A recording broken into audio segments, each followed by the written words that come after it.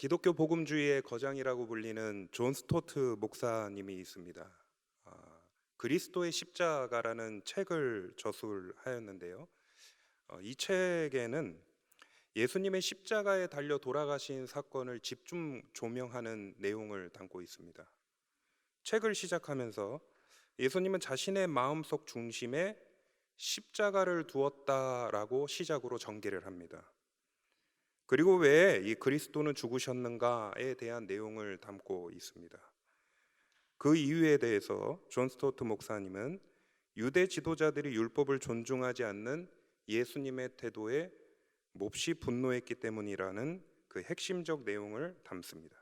이로 인해 예수를 죽이려는 궁중 심리가 형성되었고, 그리고 빌라도는 예수님에 대한 언도를 피하고 싶어 네 가지 도피 수단을 사용하게 되는데, 첫째는 사법권한이 아니라는 거, 둘째는 때려서 놓겠다는 거, 그리고 셋째는 유월절에는 이 제수 하나를 특별 사면하는 전례를 기억하며 특별히 사면하려고 했다는 거, 네 번째는 예수님의 결백을 옹호하고자 이 사람의 피에 대하여 나는 무죄하다라는 것입니다.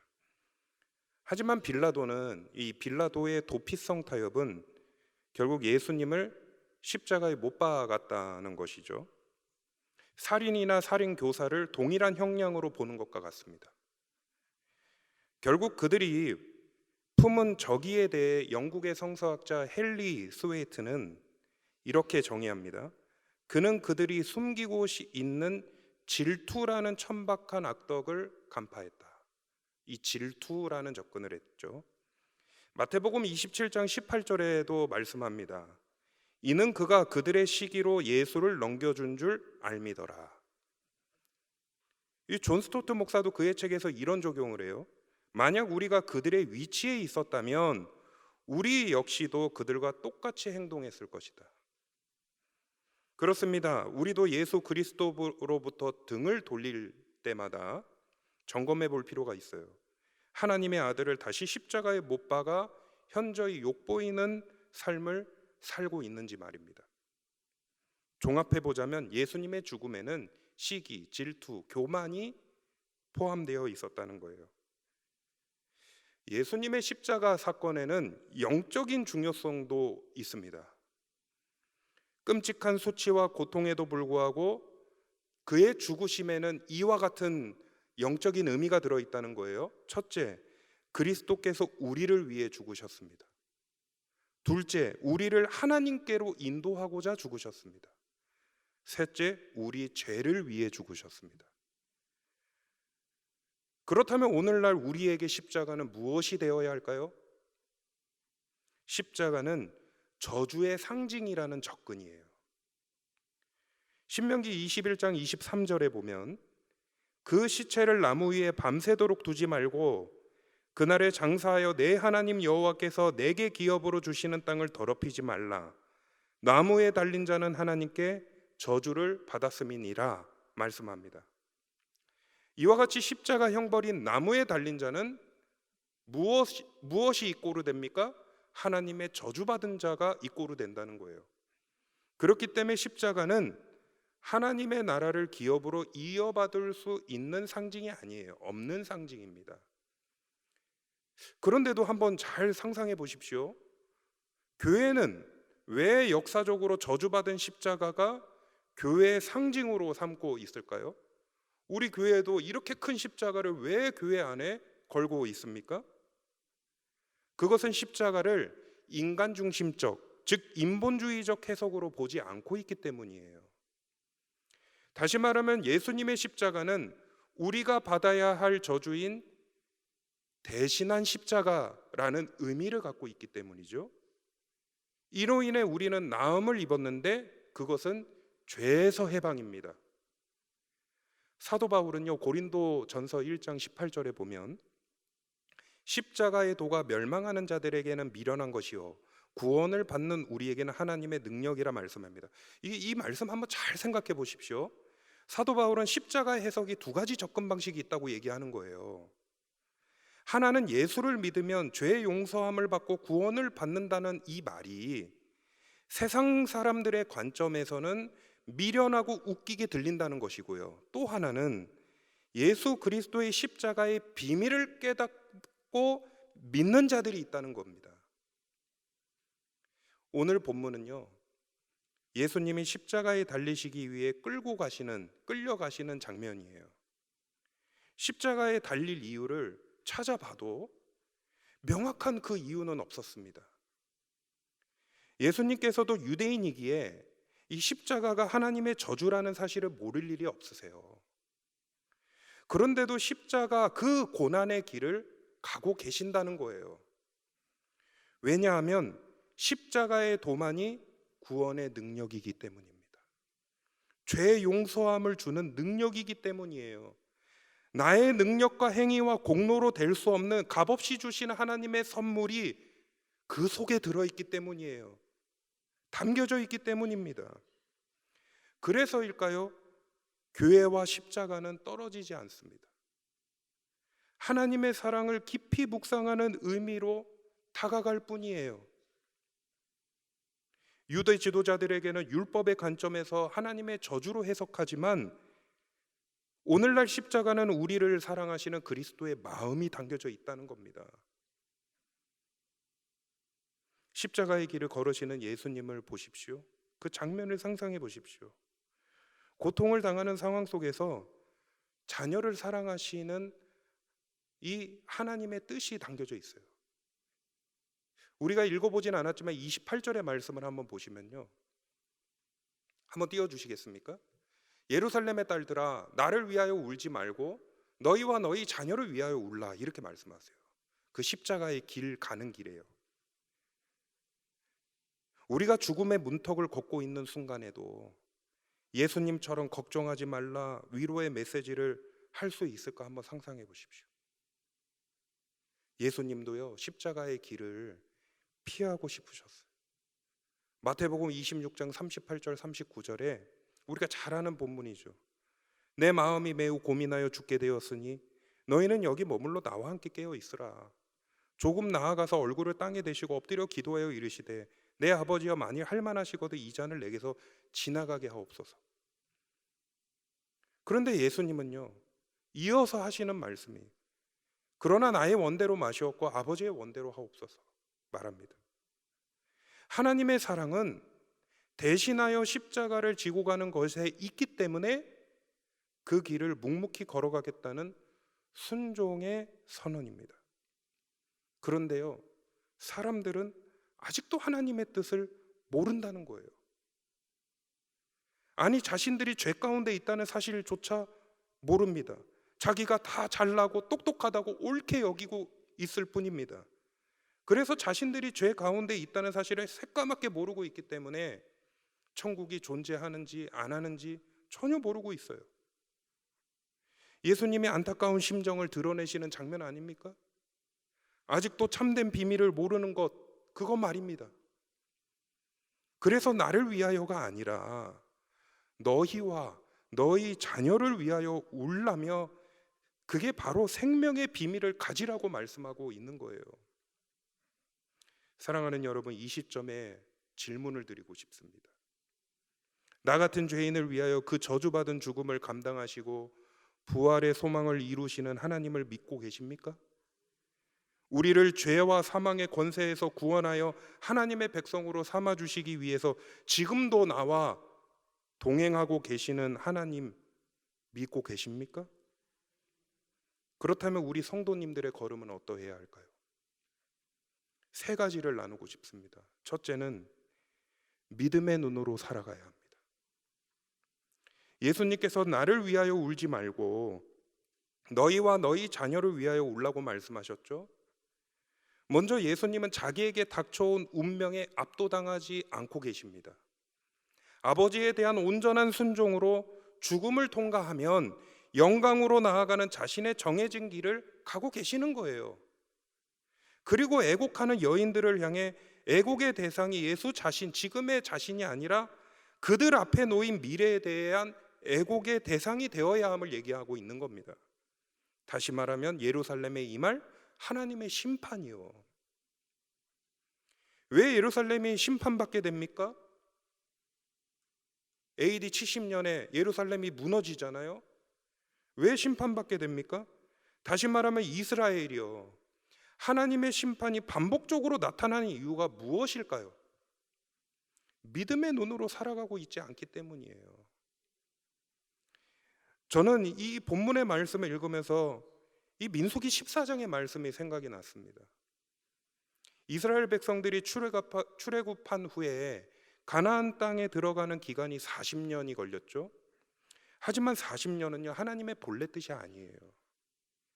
그들은 출애굽 후에 홍해 바다를 건너고 시내산에서 십계명과 성막을 받고 가나안 땅 입구인 가데스 바네아에 도착을 하게 됩니다.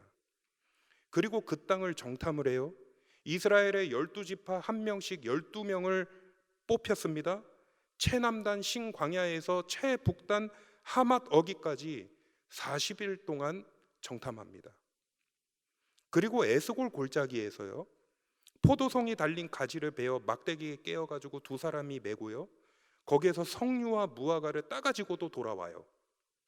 왜 그러냐면 그 땅이 좋은지 나쁜지, 토지가 비옥한지 메마른지 보기 위해서예요. 역시 하나님의 말씀대로 그 땅은 어떤 땅입니까? 젖과 꿀이 흐르는 땅이었어요. 따온 가시를 보고 백성들의 반응이 무엇인지 아십니까? 환호예요, 환호. 그러나 보고가 이상해요. 그 땅 사람들은 강하고 성읍은 견고하고 거인 족속인 아낙 자손이 보았다고 보고합니다. 환호성이 갑자기 조용해져요. 왜 그렇습니까? 젖과 꿀이 흐르는 것보다 무서운 사람들이 그곳에 거주한다는 그것이 더 두려웠기 때문입니다. 그리고 부정적인 수군수군이 시작이 돼요.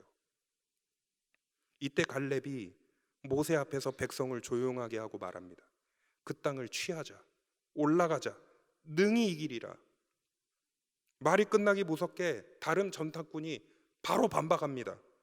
우리는 그들이 이기지 못한다. 그들이 볼 때 우리는 메뚜기처럼 보일 뿐이다 라고 말합니다. 여호수아 갈렙이여 가만히 있겠습니까? 겉옷을 찢고 호소합니다. 하나님이 기뻐하시면 그 땅으로 인도해 주시리니 두려워하지 마십시오.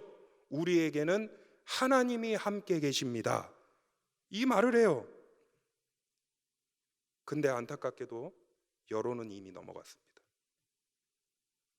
여러분, 하나님의 약속은 믿음으로 이루어지는 약속이에요. 아브라함에게 이삭을 바치라 하신 것은 믿음을 확인하시기 위해서예요.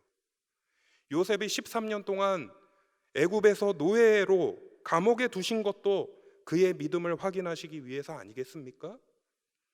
오늘 우리의 삶에도 세상적인 관점으로 보게 되면요, 흔들리고 두려움일 뿐입니다. 하지만 두렵고 어려운 환경일지라도 하나님이 함께 하신다는 이 담대한 믿음이 있기를 하나님은 원하신다는 거예요. 10명의 정탐꾼과 2명의 정탐꾼의 차이가 무엇이라고 생각하세요?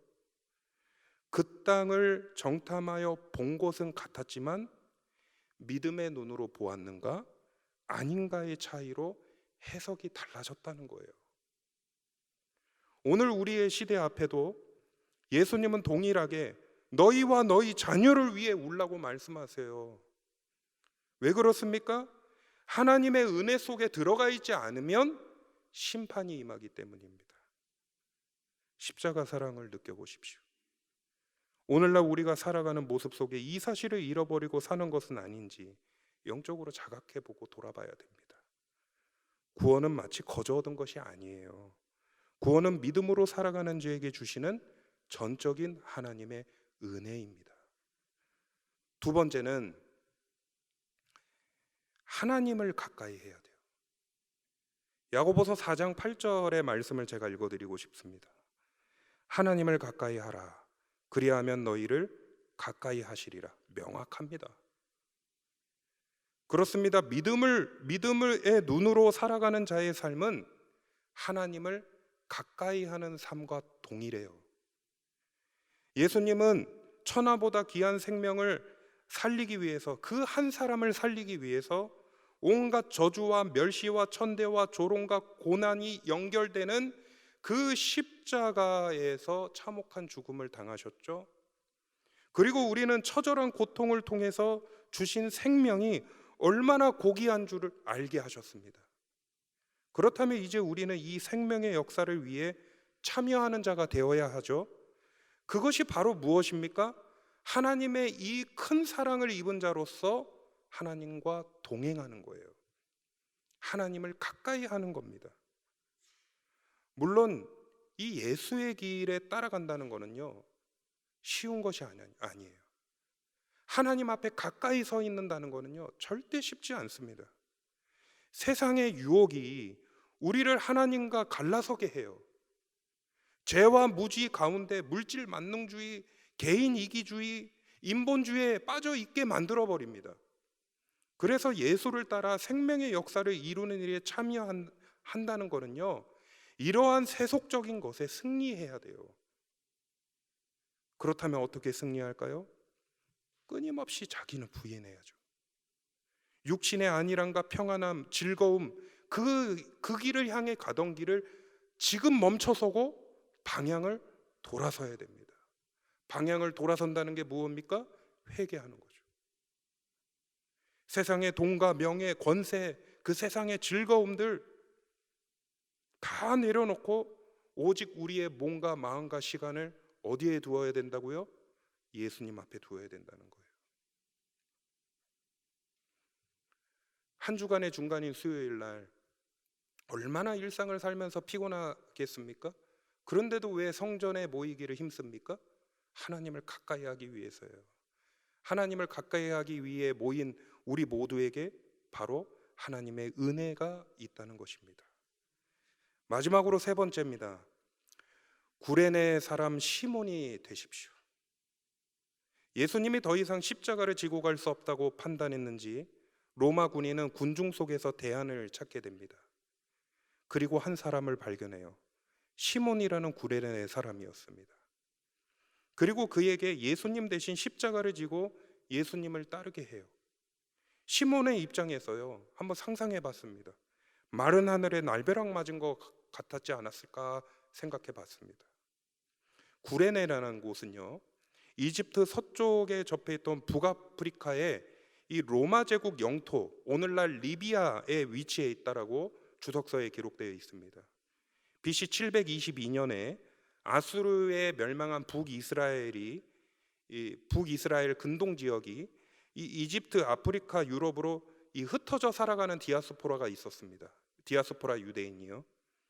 기원전 3세기와 2세기에 프톨레미 시대의 기록에 따르면 구레네 지역에 약 10만 명의 유대인이 살고 있었다. 이 디아스포라 유대인들 때문에 10만 명 정도가 살고 있었다라는 기록이 있습니다.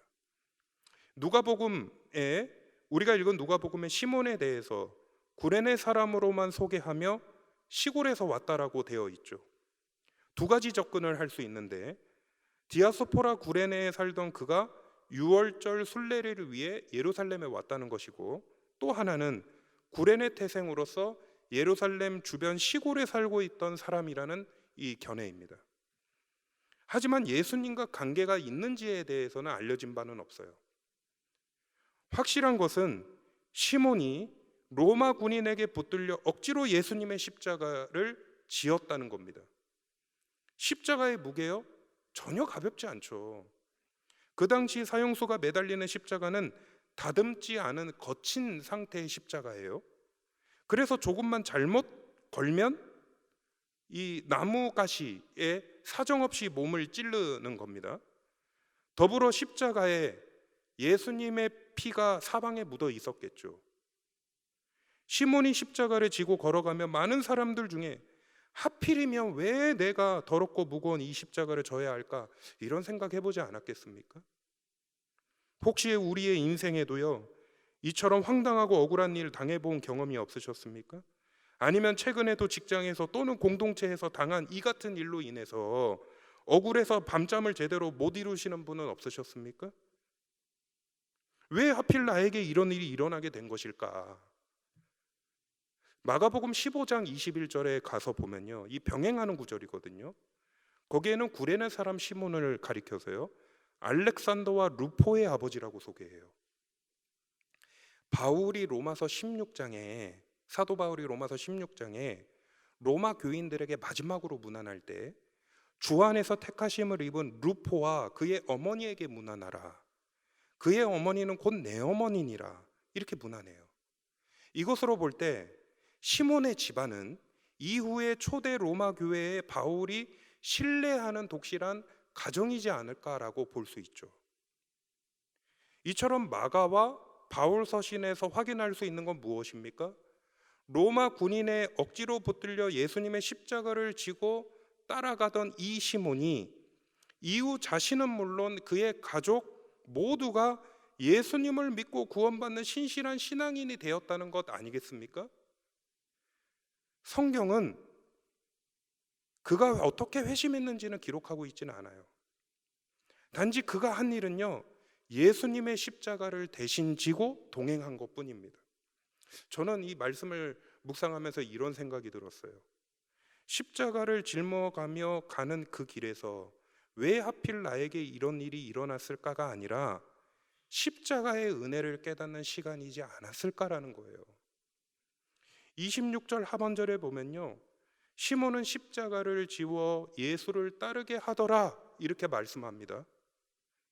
이것은 시몬이 앞서가는 예수님의 등을 보았다라는 거예요. 채찍을 맞아 너덜너덜해진 등에서 흐르는 피를 보았겠죠. 예수님이 입은 흉포에는 피와 흙으로 범벅이 되었을 겁니다. 머리에는 가시면류관으로 예수의 얼굴에 피범벅이 되었겠죠. 그리고 걷기도 어려운 비틀비틀대는 예수님을 보았는데, 그럼에도 불구하고 자신을 따르는 그 무리들을 향해 뭐라고 얘기합니까? 나를 위해 울지 말고 너희와 너희 자녀를 위해 울라는 장면까지 목격하게 됩니다. 마지막으로 예수님께서 십자가에 달리시고 마지막 숨을 내쉴 때까지 그 자리를 지켰을 거예요. 그의 생각이 송두리째 바뀌었을 겁니다. 예수님이 하나님의 아들이심을 말입니다. 사도행전에 가보면요, 이 구레네 사람들이 등장을 해요. 특히 안디옥 교회와 구레네 사람들이 연결이 됩니다. 안디옥 교회에 큰 부흥이 있었는데 그 불을 붙인 사람들이 누구냐면 구레네 사람들이다라고 되어 있습니다. 억지로 십자가를 지었을 뿐인데 십자가에서 만난 예수님으로 그의 삶과 신앙이 송두리째 변화되었을 거라고 생각해 봅니다. 왜냐? 그 변화는 구레네까지 퍼졌을 거예요. 만약 시몬이 그 자리에 없었다면 그의 지방과 그 구레네 지역까지 하나님의 백성으로 있지 못했을 겁니다. 그래서 우리 안에 일어나는 모든 일들에도, 선하지 못한 일들에도 하나님은 우리를 향하신 선한 뜻이 있음을 보아야 돼요. 모든 부정적인 상황을 진정시켜 주시는 분은 하나님이시라는 거예요.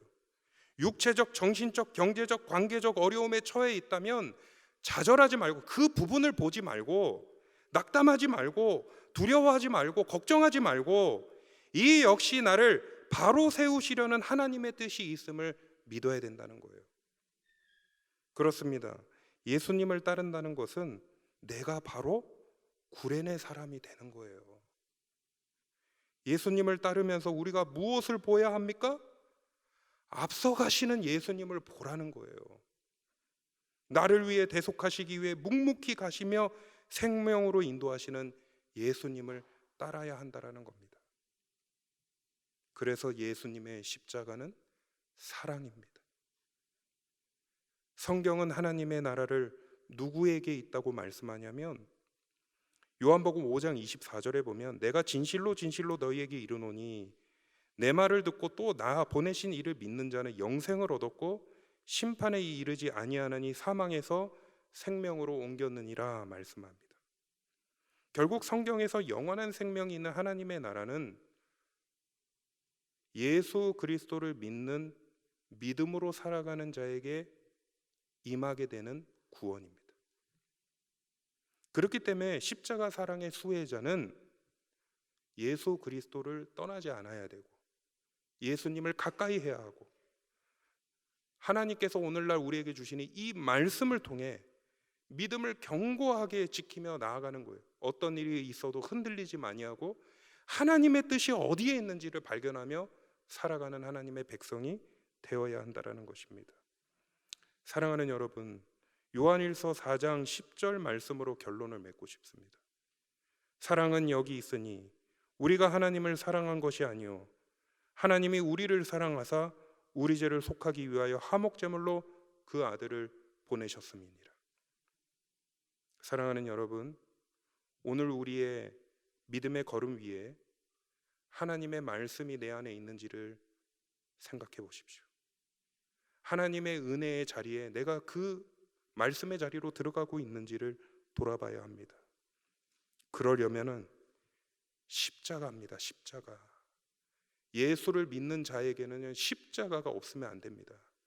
십자가 사랑을 기억하며 우리가 이제 어떻게 살아내야 할지 믿음의 눈으로 살아가야 합니다. 하나님을 가까이 해야 합니다. 구련의 사람이 되는 것입니다. 오직 유일한 길이고 진리 되시는 예수님을 따라 나서십시오. 그러므로 날마다 믿음으로 사셔서 우리 모두 하나님의 백성, 하나님의 상속자가 되어서 하나님이 주시는 그 은혜로 언젠가 우리가 만날 그날을 소망하며 나아가는 우리 모두 되기를 소망합니다. 기도하겠습니다. 하나님, 오늘 우리의 삶에 우리 중심에도 예수의 십자가를 새기며 살아가게 하여 주옵소서. 하나님의 자녀의 걸음은 오직 나를 위하여 대속하신 예수의 그 크신 사랑에 있습니다. 그 공동체 되게 하여 주옵소서.